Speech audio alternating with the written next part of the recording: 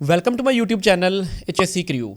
इस वीडियो में हम ओशा 30 आवर जनरल इंडस्ट्री की लेक्चर सीरीज को ही कंटिन्यू करेंगे और बेसिक इलेक्ट्रिकल सेफ्टी का पार्ट 2 जिसमें हम 29 CFR 1910 subpart S and further section 307 को डिटेल में डिस्कस करेंगे। So in previous videos lecture number 1 से लेक्चर नंबर 5 तक हमने basically introduction to OSHA, working and working services, emergency planning and fire prevention और basic electrical safety का part 1 जो है वो डिटेल में डिस्कस किया है। अगर आपने ये वीडियोस नहीं देखी तो इसी प्लेलिस्ट में स्क्रॉल करके आप ये वीडियोस देख सकते हैं। There is a preliminary note, this training lecture series will provide the basic overview of electrical safety. This video will not cover everything in detail about 1910-307 and if you want to get detailed information about subpart S 1910 and 301 you can directly consult with OSHA standards of 1910 29 CFR 301 and 307 directly from the OSHA website. Moving onward, 29 CFR 1910 subpart S के जो दो important topics हैं उनमें 301 that was introduction and 301 that is hazardous classified locations है basically, या आप ये कह लें कि hazards control से relevant है 307। तो in this video we will basically cover 29 CFR 1910 307. So starting from this basic protection measures of electrical safety from 307. So first of all, introduction to protective measures. So protective measures are the action to control taken to prevent accidents, reduce risks and protect workers' health and safety in the workplace. So health and safety में electrical protection basically क्या होती है कि हम hazards को control करें, risks को reduce करें और वर्कर्स की health and safety on the work place जो है इसको हम इम्प्रूव करें। So purpose of this standard of 1910-307 का पर्पस क्या है? To protect workers from the fire and explosion hazard, from electrical hazards जो कि इलेक्ट्रिकल स्पार्क से फायर या एक्सप्लोजन हो सकता है उसको रिड्यूस करना इसका पर्पस है। Second thing is make sure electrical equipment used in these areas are safe. जहाँ पे वर्कर्स काम कर रहे हैं, जितने भी वहाँ पे electrical tools, equipment, appliances use हो रही हैं वो सेफ टू यूज़ होनी चाहिए। And to prevent the accidents by using special design and controls in these locations, मतलब कि वर्क साइट के ऊपर, जो कि एक ऑफिस बिल्डिंग हो सकती है, जो कि एक सिंपल कोई मैन्युफैक्चरिंग प्लांट हो सकता है, जो कि ऑयल एंड गैस इंडस्ट्री हो सकती है। तो इन लोकेशंस के ऊपर हमने इंसिडेंट एक्सीडेंट को प्रिवेंट करना है। ये बेसिकली 29 CFR 1910 307 का आउटकम है या मोटिव है, to control or protective measures जो है वो इंप्लीमेंट करवाना on site for the workers to improve workers health and safety. और next slide, the common causes of electrical accidents. अब बेसिकली इलेक्ट्रिकल एक्सीडेंट्स होते किन किन रीजन्स की वजह से हैं? तो first of all, most electrical incident happens because of damaged and incorrectly installed tools and devices. ऐसी इलेक्ट्रिकल टूल्स, ऐसी इलेक्ट्रिकल डिवाइसेस जिनको प्रॉपरली इंस्टॉल ना किया हो या वो डैमेज हो, उनके कंडक्टिंग वायर्स या कंडक्टिंग सर्किट्स जो है वो एक्सपोज हो, कोई बंदा उनको टच कर ले तो इलेक्ट्रोक्यूशन होने के या इलेक्ट्रिकल एक्सीडेंट होने के चांसेस वहाँ पे ज़्यादा होते हैं।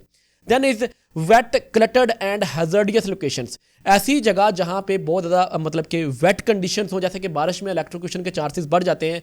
जो भी आउटडोर इलेक्ट्रिकल सर्किट्स या बोर्ड लगे होते हैं वहाँ पे इलेक्ट्रिकल कंडक्शन के चांसेस जो है वो इंक्रीज हो जाते हैं। तो इसी तरह से इंडस्ट्री के ऊपर भी ऐसी मतलब कि सेक्शन जहाँ पे बहुत ज़्यादा वेट या क्लटर्ड इन्वायरमेंट होगा वहाँ पे इलेक्ट्रोक्यूशन के चांसेस जो है वो बढ़ जाएंगे। Then is not following safety rules or not taking these rules serious.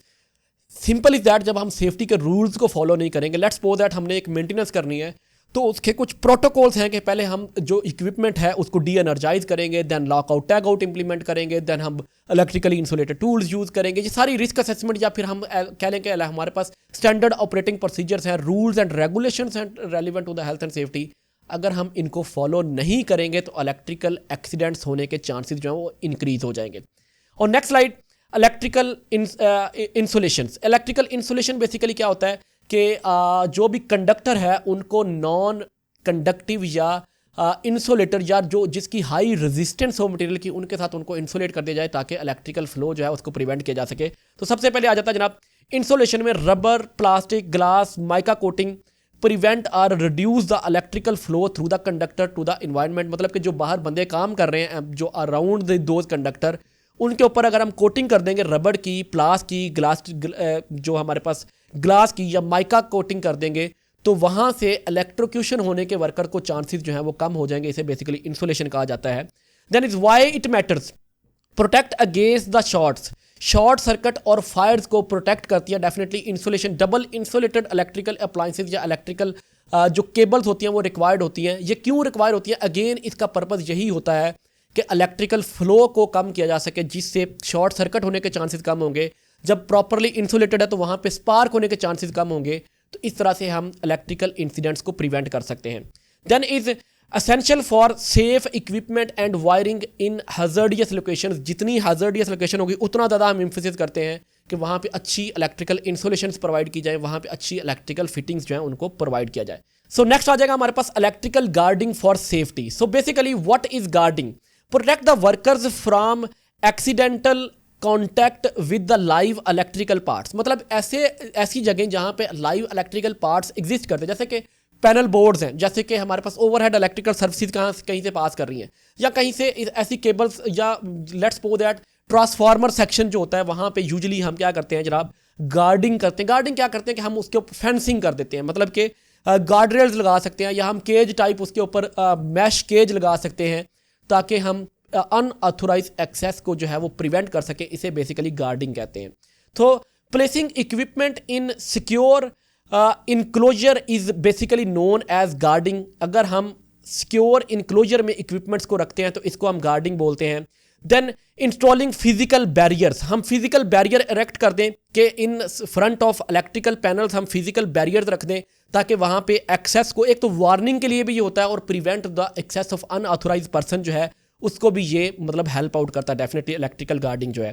Then OSHA recommends guarding locations, secure जो भी हमारे पास सिक्योर रूम वॉल्यूट्स हैं, locked enclosed high voltage electrical equipment, जितने भी हाई वोल्टेज इलेक्ट्रिकल इक्विपमेंट्स होते हैं उनको लॉक किया जाए, उनको जो जनरल वर्कर्स हैं या जो अनऑथोराइज्ड वर्कर हैं उनकी एक्सेस से प्रिवेंट किया जाए।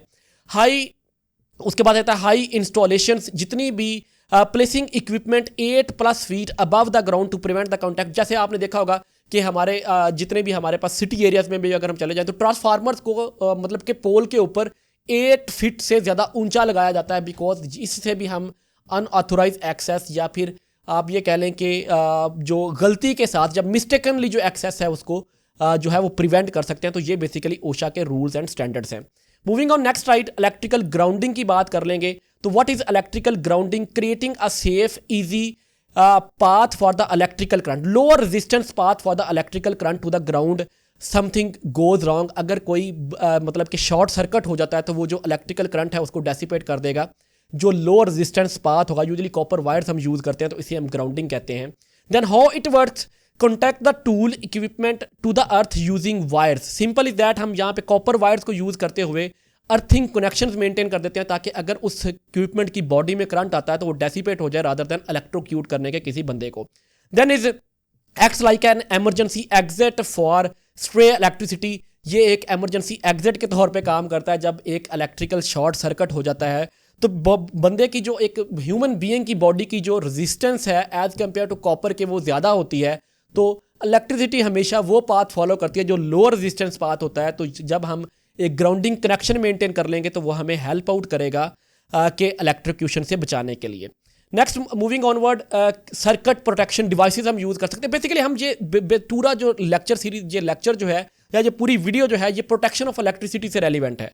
तो सर्किट प्रोटेक्शन डिवाइसेस, तो इसमें हम what they do automatically cut off the electricity when danger is detected. कोई शॉर्ट सर्किट होगा, कोई बंदा इलेक्ट्रिक्यूशन के इन कॉन्टैक्ट आएगा, इलेक्ट्रिसिटी के इन कॉन्टैक्ट आएगा, तो ये क्या कर देंगे ऑटोमेटिकली सर्किट ब्रेकर, या ओवर वोल्टेज हो जाएगी या ओवरलोड हो जाएगा तो ये क्या कर देते हैं इलेक्ट्रिकल सर्किट को ट्रिप करवा देते हैं। Then overloads, too much electrical current आ जाएगा तो ये ओवरलोड होकर बंद हो जाएगी। शॉर्ट सर्किट, वायर टच कर जाएंगे आपस में या कोई बंदा इन टच ऑफ वायर आ जाएगा तो ये मतलब कि सर्किट को स्विच ऑफ करवा देंगी। ग्राउंड फॉल्ट कोई हो जाएगा, स्ट्रे इलेक्ट्रिसिटी प्रोड्यूस हो जाएगी तो ये उसको बंद करवा देंगी। एंड कॉमन टाइप्स क्या होती हैं, फ्यूज होते हैं that melts to break the circuit. Overloading of the circuit को प्रिवेंट करने के लिए बेसिकली हम फ्यूज यूज करते हैं। And then circuit breaker trips to stop the current. Circuit breaker basically electrocution को प्रिवेंट करने के लिए होते हैं। तो सिंपली दैट दो चीज़ें हमने देख ली कि एक तो फ्यूज होते हैं वो ओवरलोडिंग ऑफ द सर्किट को प्रिवेंट करने के लिए होते हैं, और सर्किट ब्रेकर जो होते हैं ये इलेक्ट्रोक्यूशन ऑफ अ पर्सन को प्रिवेंट करने के लिए होते हैं। Moving onward, safe electrical work practice की हम बात कर लेते हैं। तो always turn off the lockout. अब ये हमारे पास मैनेजमेंटल कंट्रोल मेजर्स हैं या एडमिनिस्ट्रेटिव कंट्रोल मेजर्स हैं in hierarchy of control. Turn off the circuit and apply lockout tag out before working on that particular circuit. Lockout tag out करेंगे properly, बल्कि try out भी करेंगे। Lockout tag out try out करेंगे कि एक equipment को बंद करेंगे, उसको लॉक लगाएंगे, टैग लगाएंगे, किसने बंद किया, क्यों बंद किया, कितनी देर के लिए बंद किया है। आफ्टर दैट हम उसको लोकली जाके उसको एनर्जाइज करके ट्राई आउट करके भी चेक करेंगे। Then verify the wires are dead with the tester. हम चेक करेंगे that is try out. Basically verify wires क्या होता है, ट्राई आउट होता है कि करंट खत्म हो गया है कि नहीं हुआ, that is try out basically. Then inspect the cords damage before use. कोई भी इलेक्ट्रिकल इक्विपमेंट यूज करेंगे तो उसकी केबल्स को, उसकी बॉडी को चेक करेंगे कि डैमेज तो नहीं है, इलेक्ट्रोक्यूशन होने के चांसेस तो नहीं है। Then replace frayed wires broken tools immediately. अगर कोई तार डैमेज है, कोई टूल डैमेज है तो उसको हम इमीडिएटली जो है वो आउट ऑफ सर्फेस कर देंगे। Assume all wires are live until proven otherwise. जब तक हम ये टेस्ट ना कर लें कि इसमें करंट है या नहीं है, तब तक हम हर सर्किट को लाइव सर्किट ही कंसीडर करेंगे। Then keep work area dry and clutter free. ये कुछ प्रिकॉशंस हैं जो कि एडमिनिस्ट्रेटिव कंट्रोल मेजर्स हैं बेसिकली, कि जब भी आप इलेक्ट्रिकल सिस्टम्स के साथ या साइट के ऊपर इलेक्ट्रिकल सेफ्टी को बूस्ट करने के लिए काम करें तो आप ये चीज़ें लाजम तौर पे वहाँ पे करेंगे। Then moving onward on the next slide, protection from the energised parts. So damaged insulation, metal tool machines become electrified and shock of electrical circuit. So simple is that अगर कोई टूल डैमेज होगा उससे machine या equipment जो है वो electric मतलब कि उसमें इलेक्ट्रिकल चार्जेस आ जाएंगे और अगर कोई बंदा उसको टच करेगा तो वो इलेक्ट्रोक्यूटेड हो जाएगा। Then is check tools for cracked and worn insulation. Tools को देखेंगे, बेसिकली चीज़ें वही हैं कि हम इंस्पेक्शन करेंगे, लॉकआउट टैग आउट करेंगे, चीज़ों को मेंटेन करेंगे, पर्सनल प्रोटेक्टिव इक्विपमेंट यूज़ करेंगे, अच्छे टूल्स यूज़ करेंगे। अब उसके बाद क्या है कि हम जो है प्रॉपर इंस्पेक्शन लेंगे, परमिट के साथ काम करेंगे, तो वही चीज़ें बेसिकली इलेक्ट्रिकल प्रोटेक्शन में आ जाती है। तो टूल्स को चेक करेंगे। Never use equipment with exposed wires. After that test metal parts with voltage detector या टेस्टर के साथ हम उनको यूज़ करेंगे। यूज डबल इंसुलेटेड केबल्स या फिर वाटर प्रूफ टूल्स जो है, या sorry electrical explosion proof tools जो हैं, या फिर हम इलेक्ट्रिसिटी प्रूफ टूल्स जो हैं, इलेक्ट्रिकल रेजिस्टेंस टूल्स जो हैं वो यूज़ करेंगे बेसिकली इलेक्ट्रिकल एनर्जाइज्ड पार्ट्स की प्रोटेक्शन के लिए। Moving onward, lockout tag out your life saving routine. Lockout tag out क्या होता है कि हम इक्विपमेंट को बंद करेंगे, लॉक करेंगे, टैग करेंगे। हमने ऑलरेडी भी इसको डिस्कस कर लिया। तो why it matters, a single accident startup can crush electrocute or kill a person. एक बंदे ने एक मशीन बंद किया, उसके ऊपर वो काम कर रहा है, दूसरा बंदा अगर उसने उसके ऊपर टैग आउट नहीं किया, लॉक नहीं किया, दूसरा बंदा उस ब्रेकर को आके ऑन कर देता है गलती से कि ये ब्रेकर ट्रिप कर गया, रादर देन एक बंदा उस मशीन में काम कर रहा है तो वो क्रश हो सकता है। एक बंदा इलेक्ट्रिकल सर्किट के ऊपर काम कर सकता है, उसको इलेक्ट्रिक्यूशन हो सकती है, या फिर एक बंदा जो है मतलब किसी भी डेंजरस कंडीशन में वो आ सकता है अगर आप लॉकआउट टैग आउट इंप्लीमेंट नहीं करते तो। देन की steps for the safety, shut down, turn off the equipment and main disconnect कर दें उसको। After that isolate energy, close line valves, block pipes and electrical energies को हम क्लोज ऑफ कर दें। Lockout tag out, apply your lock with your जो भी कब आप रिस्टार्ट करेंगे, कौन रिस्टार्ट कर सकता है? सिर्फ वो बंदा रिस्टार्ट कर सकता है जिसने लॉक लगाया, जिसने वो इक्विपमेंट बंद किया, जिसने वो टैग लगाया। सही है, तो हम बताएंगे क्यों टैग लगाया, क्यों बंद किया, कितनी देर के लिए बंद किया। देन इज वेरीफाई डेट, हम जाके सर्किट को टेस्टर के साथ या वोल्टेज डिटेक्टर के साथ चेक करेंगे कि वहाँ पे कोई वोल्टेज तो नहीं है, वहाँ पे कोई करंट तो नहीं है। इस तरह से हम लॉकआउट टैग आउट को प्रॉपरली इंप्लीमेंट करवाएंगे। और next slide, overhead power lines के साथ हम क्या करेंगे जनाब? तो डेडली रिस्क है, कॉन्टैक्ट है, इंस्टेंट इलेक्ट्रोक्यूशन हो सकती है, नो सेकंड चांस, इसमें कोई सेकंड चांस नहीं होता basically. Then require protection 10+ feet minimum distance from the wire, 50 feet from the high voltage line. तो डिपेंडिंग अपॉन कितनी वोल्टेज है उतना हम डिस्टेंस मेंटेन करेंगे। Then use grounding rods on the crane and forklifts. अगर हम क्रेन यूज कर रहे हैं तो उसको हम प्रॉपरली ग्राउंडिंग कनेक्शन उसका कॉपर वायर और कॉपर रॉड के साथ मेंटेन करेंगे।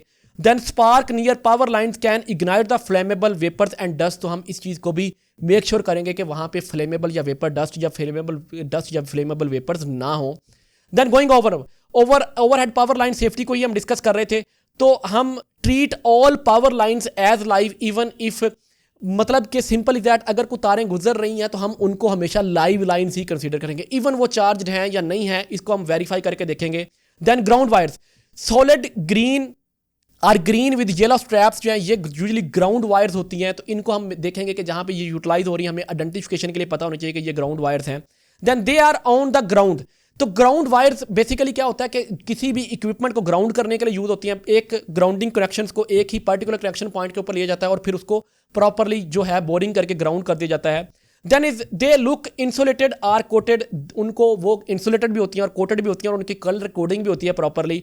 दे are high or hanging low, उनको मतलब डेफिनेटली वो ग्राउंड के साथ उन्होंने कनेक्ट होना होता है तो हैंगिंग लो होती हैं।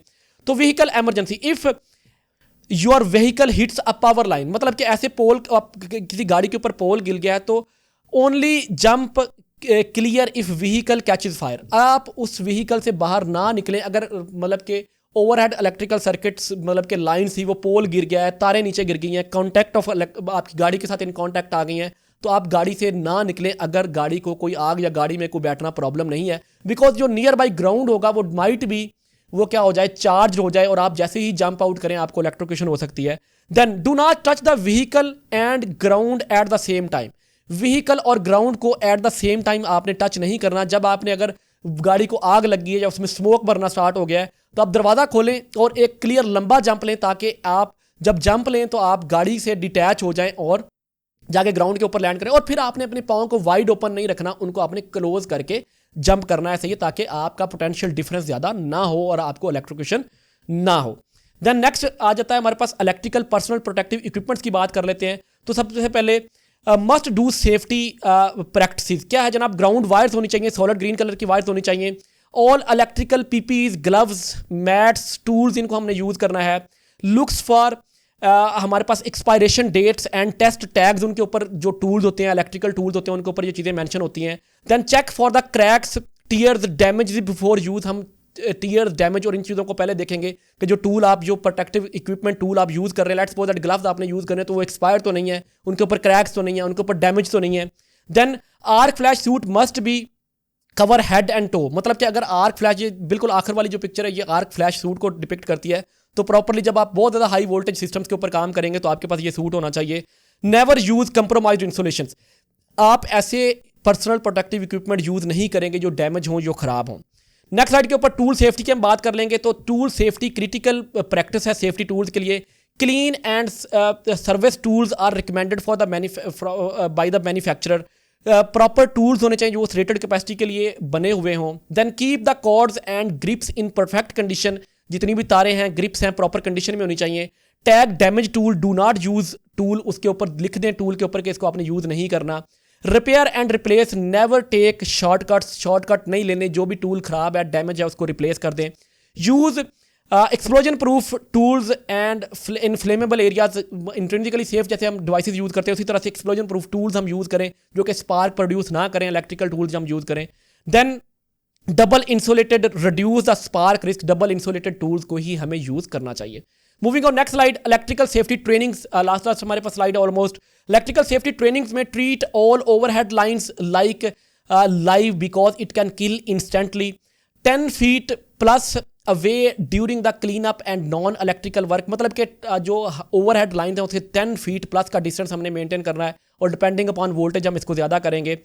If you must jump clear, don't touch the vehicle and ground at once, अगर आपने जंप करना है तो आप मतलब ये हाईलाइट्स हैं, ये हाईलाइट पॉइंट्स हैं सेफ्टी ट्रेनिंग्स में, ये इंक्लूड करने होते हैं। Only qualified electrician should do the repair of the equipment. Always use ground fault circuit interrupters in dumping area to prevent the deadly shocks. Extra precautions needed where sparks could ignite the flame, मतलब कि simple is that oil and gas industry में हमें extra precautions लेनी होती हैं। Special trainings are required for explosive atmosphere, ऐसा atmosphere जहाँ पे फायर या एक्सप्लोजन के हैजर्ड ज़्यादा हो, वहाँ पे हम एक्स्ट्रा सेफ्टी ट्रेनिंग्स जो हम प्रोवाइड करेंगे। 10 feet rule, graphic show safe distance from the power line, तो ये सारी चीज़ें हमें ट्रेनिंग्स में इंक्लूड करनी है और प्रॉपरली हमने रिपीटेडली ट्रेनिंग्स करवानी है। तो ये कुछ प्रिकॉशनरी मेजर्स है जिसमें हमने एडमिनिस्ट्रेटिव टूल्स को भी यूज़ किया, जिसमें हमने पर्सनल प्रोटेक्टिव इक्विपमेंट्स को भी बात की, जिसमें हमने जो है जो इंजीनियरिंग कंट्रोल से उनकी भी बात की, सब्सटीट्यूशन या एलिमिनेशन की भी बात की। तो ये बेसिक इलेक्ट्रिकल सेफ्टी में इलेक्ट्रिकल प्रिवेंशन से रेलिवेंट टेक्निक्स हैं जो कि 29 CFR 1910-307 में बेसिकली डिस्कस हुई हैं। So that's all from the video. If you found this content helpful, do comment on the video and also subscribe to the channel. So thank you very much once again and stay tuned for upcoming videos.